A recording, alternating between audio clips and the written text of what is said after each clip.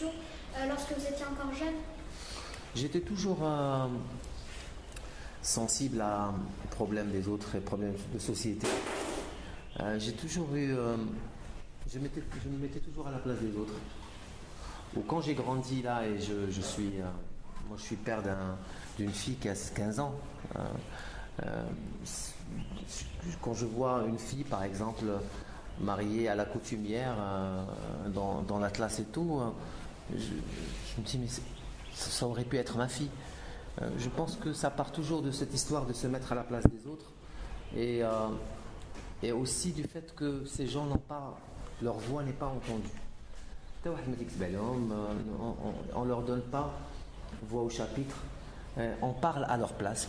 Les politiciens parlent à leur place sans jamais les consulter, sans jamais réellement connaître leurs problèmes. Moi j'ai choisi qu'au lieu de parler à leur place, je leur donne la parole dans ces livres. Ouais. Y a-t-il une personne qui vous a le plus marqué lors de vos enquêtes?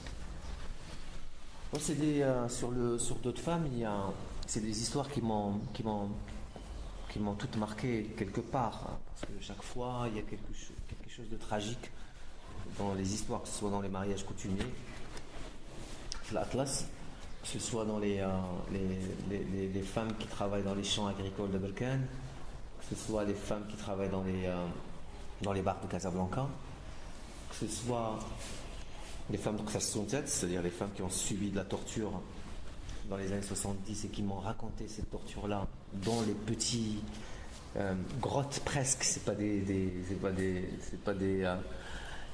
maisons, et qui m'ont offert l'hospitalité, pour passer la nuit chez eux, et ils m'ont offert cette immense opportunité d'entrer dans leur vie et de me raconter des choses pour moi extraordinaires. Je pense que les femmes d'Orsal m'ont beaucoup... j'ai carrément pleuré, quoi. On te raconte des choses quand même, des femmes qu'on a envoyées pour dire à leur père de sortir, et après le père il a été pendu et ils ne savent même pas où il est encore, et avec cette culpabilité quelque part qu'elles ont été, alors que c'était des filles de 15 ans, 16 ans, et qui ont été oubliées totalement pendant 30 ans, enclavées,